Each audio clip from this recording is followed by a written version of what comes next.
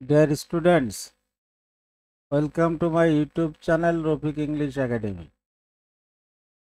আজ আমি এই ভিডিওতে তোমাদের সাথে ব্যতিক্রমী ডব্লিউএইচ কোয়েশ্চেন্স শেখার সহজ নিয়ম নিয়ে আলোচনা করব। গতানুগতিক নিয়মগুলো সবাই পারে, কিন্তু পরীক্ষায় 3-4টা ব্যতিক্রমী নিয়ম থাকে ডব্লিউএইচ কোয়েশ্চেনের। এই ব্যতিক্রমী নিয়মগুলো করতে যেয়ে প্রায় স্টুডেন্টগুলো ওখানে আটকে যায়। তাই এই ব্যতিক্রমী নিয়মের উপরে আজকে ভিডিওটা আপলোড করলাম। তোমরা যদি ভিডিওটা প্রথম থেকে শেষ পর্যন্ত মনোযোগ সহকারে দেখো, তাহলে পরীক্ষায় যে কোনো ব্যতিক্রমী ডব্লিউএইচ কোয়েশ্চেন তোমরা সহজে আনসার করতে পারবে। তো ভিডিওটা মনোযোগ সহকারে দেখবে, তাহলে যে কোনো প্রকার ব্যতিক্রম নিয়ম তোমরা শিখতে পারবে। ভিডিওটা দেখার পর যদি ভিডিওটা তোমাদের কাছে ভালো লাগে, তাহলে ভিডিওটিতে একটি লাইক দিয়ে শেয়ার করে অন্যদের দেখার সুযোগ করে দিবে। আর তোমরা যদি কেউ আমার এই চ্যানেলে নতুন হয়ে থাকো, তাহলে ইচ্ছা করলে চ্যানেলটি সাবস্ক্রাইব করে রাখতে পারো। চলো তাহলে আজকের মূল আলোচনায় যাওয়া যাক।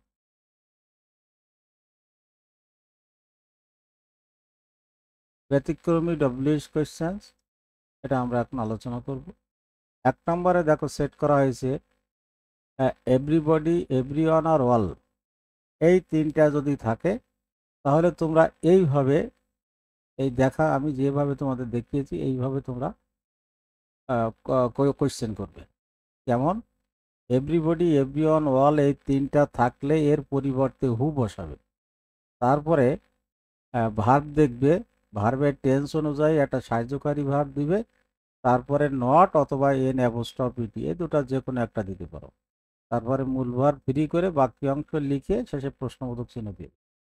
এখানে শুধু এইটুক মনে রাখবে, এভরিবডি, এভরিবডি, এভরিওয়ান আর অল এই তিনটা equal to who plus auxiliary verb plus not oblique n apostrophe t, এটুক মনে রাখবে। তো চলো দেখি এটা আমরা প্র্যাকটিস করি। এভরিবডি লাভস ফ্লাওয়ার্স, এভরিবডির পরিবর্তে আমরা দিব হু, তো হু। তারপরে আমরা অক্সিলারি, যেহেতু লাভস ভার্বের সাথে ইয়েস বা ইয়ে যোগ করা আছে, তাহলে এর সাহায্যকারী ভার্ব ডু অথবা ডাজ।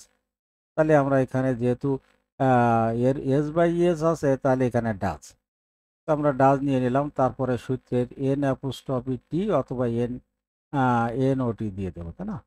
তাহলে এখানে নট অথবা ডাজেন্ট, মূল ভার্বটা ডু নট আর ডাজ নট লেখার পরে মূল ভার্ব ফ্রি হয়ে যায়, লাভ ফ্লাওয়ার্স।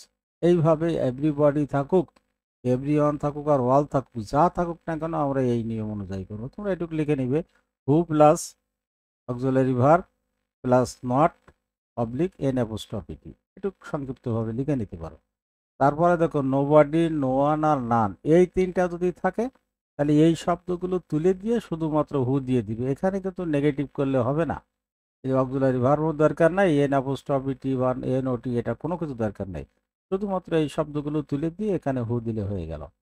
তা নোবডি বিলিভস এ লায়ার, তাহলে এই নোবডিটা তুলে দাও, দিয়ে এখানে শুধুমাত্র লিখতে হবে হু, হু বিলিভস এ লায়ার। ওকে। তারপরে দেখো এই লুক লাইক দিয়ে প্রায় কোয়েশ্চেন থাকে, লুক লাইক দিয়ে। তো লুক লাইক দিয়ে যখন কোয়েশ্চেন থাকবে, look like, look like tensor হিসাবে হিসাবে চেঞ্জ হতে পারে, কিন্তু মূলত আছে লুক লাইক। এই লুক লাইক দিয়ে যদি কোয়েশ্চেন করা থাকে, তাহলে দেখো এখানে আমরা দুটো জিনিস ফলো করব। প্রথমে হোয়াট দিব আর শেষে লুক লাইক কথাটা উল্লেখ থাকবে। আর হোয়াট দিয়ে করব। আর যদি হাউ দিয়ে করি তাহলে শুধু লুক কথাটা দিব। আর কি শিখলাম এখানে, লুক লাইক থাকলে হট প্লাস লুক লাইক, তার মানে প্রথমে থাকবে হট আর শেষে লুক লাইক কথাটা থাকবে। আর যদি তুমি হাউ দিয়ে করো তাহলে লুকের পরে লাইক দেওয়া যাবে না, শুধু লুক বসাবো। আচ্ছা একটা প্র্যাকটিস করি। The girl looks like a rose, তো এখানে লুকস লাইক আছে। ওকে, তাহলে আমরা প্রথমে হট দিয়ে করি, প্রথমে হট দিয়ে দাও।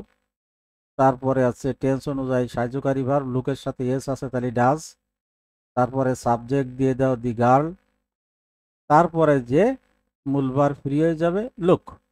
যেহেতু হট দিয়ে এটা করছি, তাহলে শেষে অবশ্যই লাইক রাখতে হবে। What does the girl look like, প্রশ্নবোধক চিহ্ন। এবার হাউ দিয়ে করব।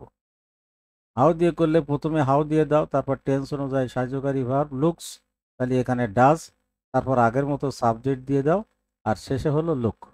এরপরে কিন্তু লাইক দিলে ভুল হয়ে যাবে। তাহলে কি শিখলাম, এখানে লুকস লাইক থাকলে হট, আর শেষে লুক লাইক থাকবে।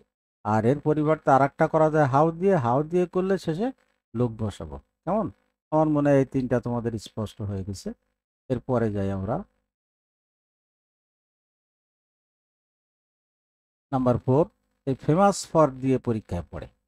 এটা কিভাবে করতে হবে দেখো, একই রকম লুক লাইকের মতো। দেখো হট, প্রথমে হট দিয়ে করতে পারি, তারপরে হট দিয়ে করলে এরপরে শেষে ফেমাস ফর রাখবো।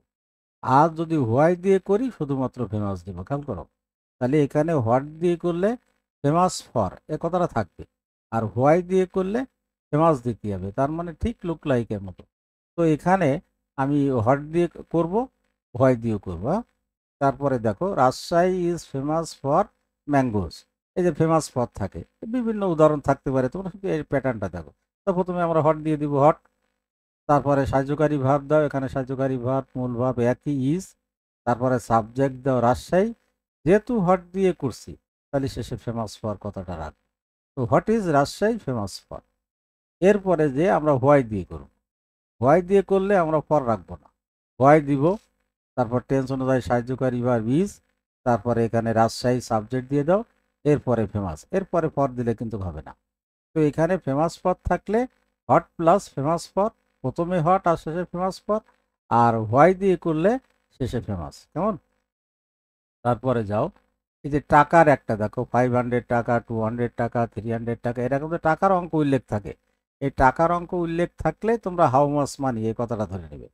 তো হাউ মাস মানি দিয়ে আমরা করব শি গেভ মি 500 টাকা। ওকে, তো এখানে প্রথমে আমরা হাউ মাস মানি এই কথাটা দিয়ে দিব, হাউ মাস মানি। তারপরে সাহায্যকারী ভার্ব দিব, এই সাহায্যকারী ভার্ব দিতে গেলে মূল ভার্বের কাছে আসতে হবে। এখানে মূল ভার্ব আছে গেভ, ভিটু, তাহলে এই সাহায্যকারী ভার্ব ডিড। ওকে, তারপরে সাবজেক্ট দিয়ে দাও, তারপরে ডিড যেহেতু বসানো হয়েছে মূল ভার্বটা ফ্রি হয়ে যাবে গিভ। আর এখানে দেখো মি আছে, মি ফার্স্ট পার্সন থাকলে সেকেন্ড পার্সন করতে হবে। এখানে ডাইরেক্ট অনেকে মি লিখবে, কিন্তু মি লিখলে হবে না, ফার্স্ট পার্সন থাকলে সেকেন্ড পার্সনে চলে আসতে হবে, প্রশ্নবোধক চিহ্ন, তাই না? How much money did she give you. Okay, তারপরে যাও, এই যে ফর আর সিন্স প্লাস টাইম, ফর বা সিন্সের পরে টাইম উল্লেখ থাকলে আমরা হাউ লং দিয়ে করব। জাস্ট এটুকু মনে রাখবে, ফর বেশিরভাগ ফর থাকে, ফর আর সিন্স, এরপরে টাইম থাকবে, এই টাইম যদি উল্লেখ থাকে, এই প্যাটার্ন থাকলে আমরা হাউ লং দিয়ে করব। 10 একটা উদাহরণ দেখি। I have been out of the country for 2 years. এই যে ফর 2 ইয়ার্স, ফরের পরে টাইম উল্লেখ আছে, এই ক্ষেত্রে আমরা হাউ লং দিয়ে করব। কেমন? এখানে দেখো হাউ লং, তারপরে যে সাহায্যকারী ভার্ব এখানে হ্যাভ বিন। তাহলে এই একটা জিনিস খেয়াল করো, সাহায্যকারী ভার্ব যদি একটা থাকে তাহলে প্রথমে বসাতে হবে, যেহেতু সাহায্যকারী ভার্ব দুটা, তাহলে একটা সাবজেক্টের আগে একটা সাবজেক্টের পরে। খেয়াল রাখবে, তিনটা থাকলে একটা সাবজেক্টের আগে দুটা পরে, চারটা থাকলে একটা সাবজেক্টের আগে আর তিনটা পরে, আর একটা থাকলে তো সাবজেক্টের আগে বসে। তো সাহায্যকারী ভার্ব অনেকে how long have been you এইভাবে দিলে কিন্তু হবে না, যেহেতু সাহায্যকারী ভার্ব দুটা, তাহলে how long have you been, ইউটা তো ওই এখানে দেখো আরেকটা জিনিস, এর সাবজেক্ট আই আছে, ফার্স্ট পার্সন থাকলে সেকেন্ড পার্সন হয়ে যাবে, তো এখানে ইউ হয়ে যাবে। তারপরে ওই যে একটা আমরা হ্যাভ সাহায্যকারী ভার্ব নিচ্ছি, পরে একটা দিব, আর বিনটা পরে দিয়ে দেবো। তাহলে এখানে কি শিখলাম, সাহায্যকারী ভার্ব একটা থাকলে সাবজেক্টের আগে বসে, দুটা থাকলে একটা সাবজেক্টের আগে একটা সাবজেক্টের পরে, তিনটা থাকলে একটা সাবজেক্টের আগে দুটা সাবজেক্টের পরে, চারটা থাকলে একটা সাবজেক্টের আগে আর তিনটা সাবজেক্টের পরে, এইভাবে আমরা করব। কেমন? তাহলে এখানে কি শিখলাম, এখানে হচ্ছে সিন্স বা ফরের পরে যদি টাইম উল্লেখ থাকে তাহলে আমরা হাউ লং দিয়ে করব, এটুকু মনে রাখবো। আর প্যাটার্ন আগের মতো যে গতানুগতিক যেটা। তারপর দেখো এভরি প্লাস টাইম, এভরির পরে যদি টাইম উল্লেখ থাকে, every week, every month, every day, এরকম যদি এভরির পরে টাইম উল্লেখ থাকে, তারপর সামটাইমস, তারপরে ওয়াকেশনালি, এরকম যদি কোনো অ্যাডভার্ব উল্লেখ থাকে এই ধরনের, তাহলে আমরা হাউ অফেন দিয়ে করব। যেমন এভরির পরে time, every month, every year, এরকম, তারপরে সামটাইমস, আর তারপরে অকেশনালি, এরকম যদি উল্লেখ থাকে তাহলে আমরা সেখানে কি করব, হাউ অফেন দিয়ে করব। আর সব আগের মতো। He visits his mother every week, এই যে এভরির পরে উইক আছে, তো এভরির পরে উইক আছে যেহেতু, তাহলে আমরা এখানে হাউ অফেন দিয়ে করব। তারপর সাহায্যকারী ভার্ব হলো এখানে হলো মূল ভার্বের সাথে এস বা ইএস আছে, তাহলে ডাজ, তারপর সাবজেক্ট হলো হি দিয়ে দাও, হাউ অফেন ডাজ হি, এই ভিজিটস তখন ভিজিট হয়ে যাবে, আর হিজ মাদার বসাই দাও। তাহলে how often does he visit his mother, এখানে কি শিখতে হবে, শুধুমাত্র এইগুলা যদি থাকে তাহলে আমরা হাউ অফেন দিয়ে কোয়েশ্চেন করব, কেমন? এরপরে যাও,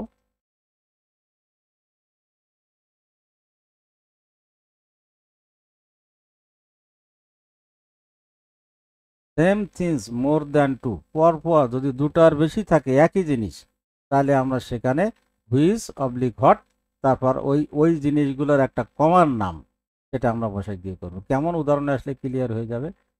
she can speak Bangla, English, French. এই বাংলা একটা ভাষা, ইংলিশ একটা ভাষা, ফ্রেঞ্চ একটা ভাষা, একই জিনিস পরপর তিনটা আছে, আর এদের কমন নাম হচ্ছে ল্যাঙ্গুয়েজ। তো এরকম যদি থাকে তাহলে আমরা হুইচ অথবা হোয়াট একটা দিব, তাই না?